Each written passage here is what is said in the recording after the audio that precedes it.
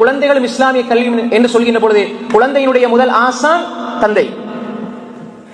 60 வருஷம் உயிரோட வாழ்ந்த என் மகனுக்கு நான் ஒரு வார்த்தை குர்ஆனை சொல்லிக் கொடுக்க இல்லை என்றால் நீங்க கோடான கோடி அவருக்கு கொடுத்து என்ன பிரயோசனம்?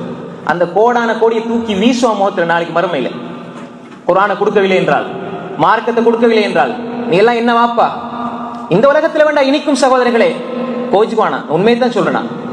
இந்த உலகத்துல நீங்க எதை கொடுங்க, பங்களா கட்டி கொடுங்க, ஏக்கர் கணக்கில் காணி வாங்கி கொடுங்க, சொத்து சேர்த்து வைங்க, செல்வத்தை சேர்த்து வைங்க, வாகனத்தை வாங்கி கொடுங்க, பெரிய பெரிய வெஸ்டர்ன் கண்ட்ரிஸ் நாடுகளுக்கு கிழமைக்கு ஒருக்கா மாசத்துக்கு ஒருக்கா போறதுக்குரிய பணபலத்தை ஏற்பாடு செஞ்சு கொடுங்க, அப்படி உள்ள அறிவை கொடுங்க. ஆனா குர்ஆனை நீங்க படிச்சு கொடுக்க இல்லைண்டா உங்களோட பிள்ளை வளர்ப்பில் நீங்க ஃபெயில் ஆயிட்டீங்க.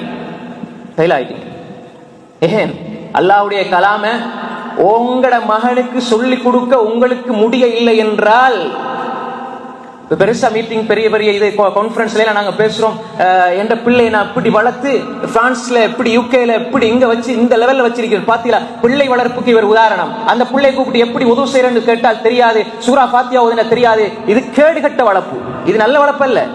அல்லாஹ்வை படித்து கொடுக்காமல், அல்லாஹ்வுடைய கலாமை படித்து கொடுக்காமல் நீ உலகத்துல எதை கொடுத்தாலும் நீ பிள்ளையை ஒழுங்கா வளர்க்கையில, இப்ப நான் சொல்றது கசக்கும், மறுமையில இதே வார்த்தையை உங்களது பிள்ளை அல்லாஹ்வுக்கு முன்னால் சொல்லும் பொழுது உங்களுக்கு கசக்கு மட்டுமல்ல.